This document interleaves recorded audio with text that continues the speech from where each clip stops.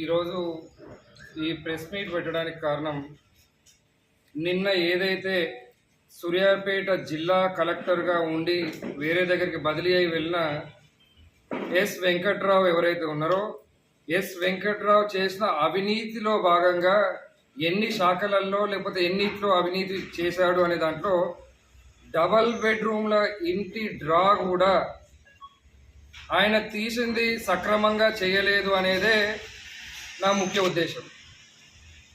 దాన్ని కొందరు నాయకులు ఎవరైతే ఆ రోజు ఎమ్మెల్యేగా మంత్రిగా ఉండి ఆ డ్రాని తప్పుగా తీసినా కానీ ఆ డ్రాని అట్లా తప్పుగా తీయడానికి ఎన్నికలు ఉన్నాయి కాబట్టి ప్రోత్సహించి ఈరోజు కొందరు చిల్లరగాళ్ళని నా ఇంటి మీదకి ప్రోత్సహించి మరి తీసుకొచ్చి ఆ రోజు డ్రా తీసిన టైంలో మంత్రి ఎవరు?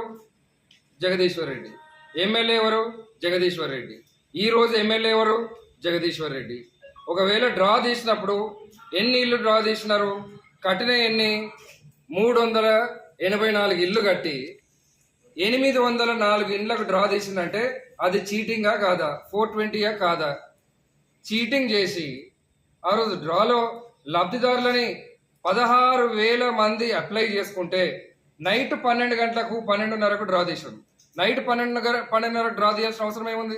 ఈ రోజు వరకు నేను అంటున్నా కదా, నేను కలెక్టర్ పైన అవినీతి ఆరోపణ కాదు, అవినీతి చేసిండు అని పక్కా ఆధారాలతో చెప్తే ఈ రోజు వరకు వాళ్ళ శాఖ నుంచి ఎవరన్నా ఒక రిప్లై ఇవ్వాలి కదా. చేయలేదు కాదు.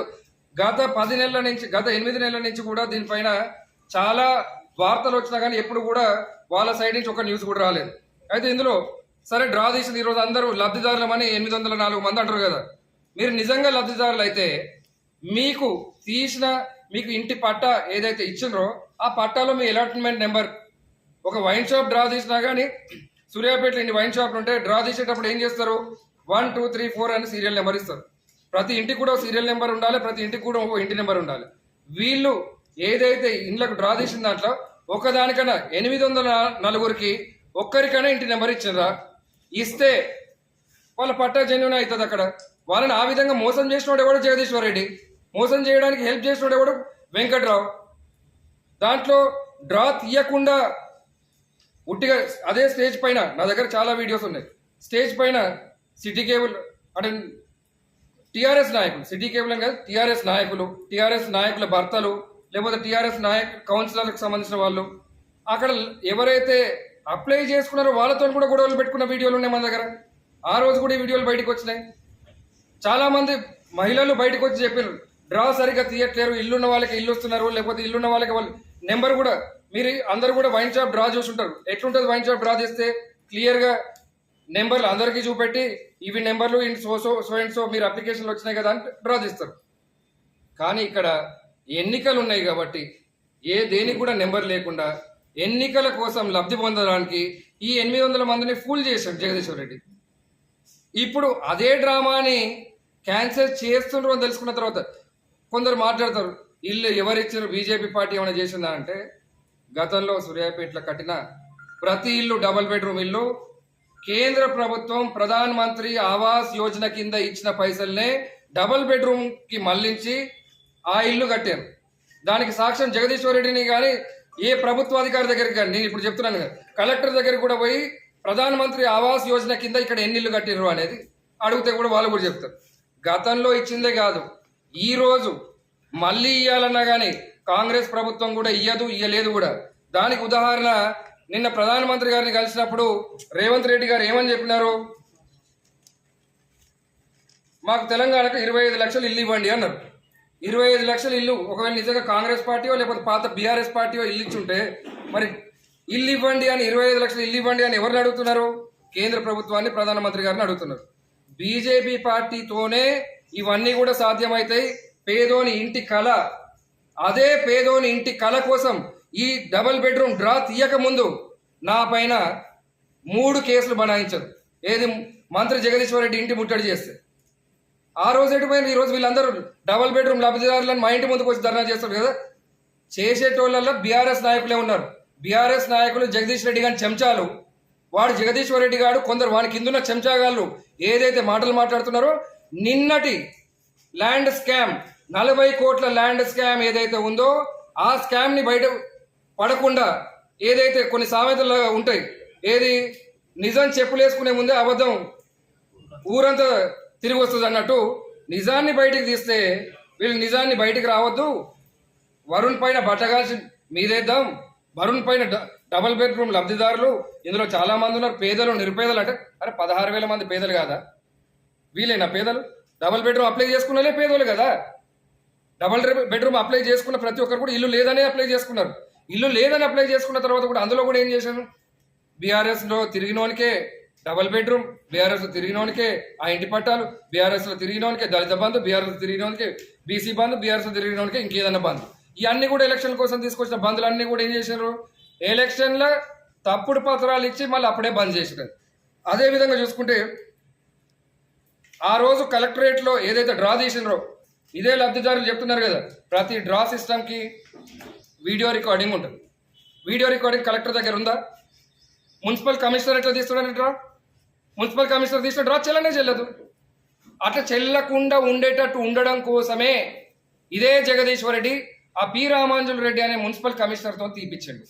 ఎందుకు అంటే ఫ్యూచర్లో ఇట్లాంటి ప్రాబ్లం ఎవరో ఒకరు క్వశ్చన్ చేయాలి, క్వశ్చన్ చేస్తే క్యాన్సిల్ కావాలి, క్యాన్సిల్ అయితే అవతల పార్టీ పైనే వేయాలి.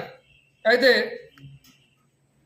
315 ఇండ్లు 375 ఇండ్లు ఏదైతే ఉన్నాయో కలెక్టర్ సమక్షంలో డ్రా తీసినారు. ఎప్పుడు కలెక్టర్ ఉన్న 5 నిమిషాలు డ్రా తీసాను. కలెక్టర్ పోయిండు, స్టేజ్ పైకి ఎంతమంది ఎక్కాలో అంతమందికి ఎక్కిన వాళ్ళందరూ 315 ఇండ్లు 375 ఇండ్లు ఏదైతే ఉన్నాయో కలెక్టర్ సమక్షంలో డ్రా తీసినారు. ఎప్పుడు కలెక్టర్ ఉన్న 5 నిమిషాలు డ్రా తీశాను. కలెక్టర్ పోయిండు, స్టేజ్ పైకి ఎంతమంది ఎక్కాలో అంతమందికి ఎక్కిన వాళ్ళందరూ కూడా ఈరోజు మాట్లాడుతున్నారు. కొందరు నాకు ఫోన్ చేసి ఏమంటారు అంటే మీకెందుకు, మేము ఉంటే మీకెందుకు? అరే నువ్వేమంటారా పైన నన్ను అడగడానికి, మేము ఉంటే మీకెందుకు? నువ్వు ఉండుడే తప్పు. నువ్వు స్టేజ్ పైన తప్పు చేసి నన్ను నువ్వెందుకు ఉన్నావు, నువ్వెందుకు అడుగుతున్నావు అంటే ప్రశ్నించొద్దా? ప్రజాస్వామ్యంలో ప్రశ్నించే హక్కు లేదా? అవినీతిని బయట పెట్టే హక్కు లేదా? అవినీతిని బయట పెడితే మా ఇంటికి వస్తారా? నేను జగదీశ్వర్ రెడ్డి ఇంటికి 16,000 మందితో నేను పోలేనా? బరాబర్ పోతాను జగదీశ్వర్ రెడ్డి ఇంటికి. వాడు చిల్లర చేష్టలు చేస్తే వానికి తగిన బుద్ధి అంటే ఎన్నికల్లో ఓడిపోవడం గెలవడం లేకపోతే ఇంకో మాట. కేసీఆర్ గాడే ఇంట్లో పండుకోలే, జనం చీకొడితే దాన్ని చీకొట్టుడు అంటాడు. వాడు 10 ఏళ్ళు అధికారంలో ఉండి అవినీతి చేస్తే ఇంటికి పంపిరు వాడిని. మేము 10 ఏళ్ళు ఇక్కడ సూర్యాపేట అవినీతి చేస్తున్నాం, ఇంకోటి చేస్తున్నాం. వీడు లక్కీగా 2,000 ఓట్లతో మేము ఆటో సింబల్ పైన 2,000 ఓట్లతో వీడు గెలిచినోడు.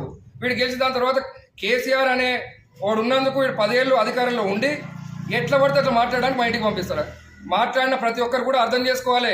వీళ్ళందరూ కూడా మీ జీవితాలు నాగం చేసుకోకండి. వచ్చినోడు బీఆర్ఎస్ తో ఉంటే మీకు ఏమవుతుంది? వాళ్ళని లబ్ధి కోసం వాని చెంచాలు జగదీశ్వర్ రెడ్డి గారి చెంచాలుగా ఎవరైతే ఉన్నారో ఏం చేస్తారో నేను అది కూడా చూస్తారు. నాకు తప్పకుండా వీళ్ళ నుంచి ప్రాణహాని ఉంది. ఎందుకు అంటే ఇట్లాంటి జిహాదీగాళ్ళు, ఇట్లాంటి టెర్రరిస్ట్ యాక్టివిటీలు చేసుకునేటోళ్ళు, టెర్రరిస్ట్ మాటలు మాట్లాడేటోళ్ళు మా ఇంటికి కారము, చెప్పులు లేకపోతే అన్ని తీసుకొని వస్తారంటే రమ్మను. మేమేం చేతిలో గాజులు వేసుకొని కూర్చున్నామా? ఒక్కొక్కరిని దంచితే ఏం చేయాలో అది కూడా మేము చేయగలుగుతాం. జగదీశ్వర్ రెడ్డి గారు పోలీస్ అధికారం ఉందని పోలీసులతోని గతంలో మా పైన ఎన్నో కేసులు పెట్టిండు, భయపడలే. 15 కేసులు పెట్టిండు, భయపడలే. ఇప్పుడు కూడా ఎవడు భయపడతాడు? నువ్వు అధికారంలో లేవు రా భయ్. నువ్వు ఎమ్మెల్యేగా ఉండి ఈ సమస్య తీర్చడానికి నువ్వు ఉండక నువ్వు నా పైన దాడి చేసేదేంటి? మా ఇంటికి వచ్చేదేంటి? అది ఎవరింటికి పోవాలి భయ్? మీరు 300 మంది కానీ 800 మంది మిమ్మల్ని మోసం చేసిన జగదీశ్వర్ రెడ్డి వాని ఇంటికి పోవాలి. వాని ఇంటికి కాకుండా నా ఇంటికి వస్తారా?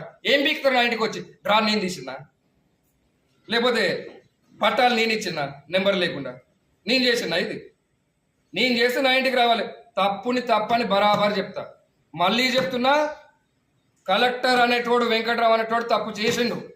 ఆయన ఉండాల్సిన ప్లేస్లో ఆయన లేకుండా తప్పు చేసి నా పైకి అంటే ఇది ఎట్లయినా క్యాన్సిల్ అయితే రామాంజులు రెడ్డి మున్సిపల్ కమిషనర్ తీసాడు కాబట్టి ఇది ఏదో పార్టీ పైన బట్టగాల్సి మీదేస్తే ఈ సంఖ్యనేని వరుణ్ ఇప్పుడు మాట్లాడింది కాబట్టి క్యాన్సిల్ అయ్యేదాన్ని వరుణే చేయించుండు అని చెప్తే అయిపోతుంది అని బరాబర్ క్యాన్సిల్ అవుతాయి.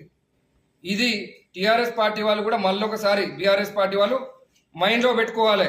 చిల్లర చేష్టలు చేస్తే అరే మీరు చేసిన ఏ ఒక్క అవినీతిని కూడా 10 ఏళ్ళు ఆర్టీఐలు వేసినా కానీ మీరు ఒక్కదాన్ని కూడా మీరు ఇన్ఫర్మేషన్ ఇవ్వలే. ఇప్పుడు బరాబర్ అన్ని బయటికి తీస్తా. మీ అందరిని జగదీష్ రెడ్డిగా అరే నువ్వు నా ఇంటికి పంపించుడు కాదు, నేను చెప్తున్నా, నీ నాగారం ఇల్లు ఏదైతుందో అది, నీ హైదరాబాద్ ఇల్లు అన్ని ముట్టడి కాదురా. ఈ 16,000 మందికి అయ్యే జాగాలు మంచి పెడతా.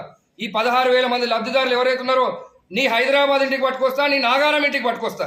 నువ్వు చూసుకోరా, నీ క్యాంపస్ కూడా పట్టుకొస్తా. నువ్వు ఎట్లా నిద్రపోతావు కూడా చూస్తా. నేను భారతీయ జనతా పార్టీ తరఫున బరాబర్ ఇది నేను ఛాలెంజ్ చేస్తున్నా. సంకినేని వరుణ్గా నేను ఇక్కడ ఏదైతే మా ఇంటి మీదకి వచ్చిండ్రో దీనికి జగదీశ్వర్ రెడ్డి అనేటోనికి చెప్తున్నా నేను, అరే జగదీశ్వర్ రెడ్డి బరాబర్ నీ దగ్గరికి వస్తారని.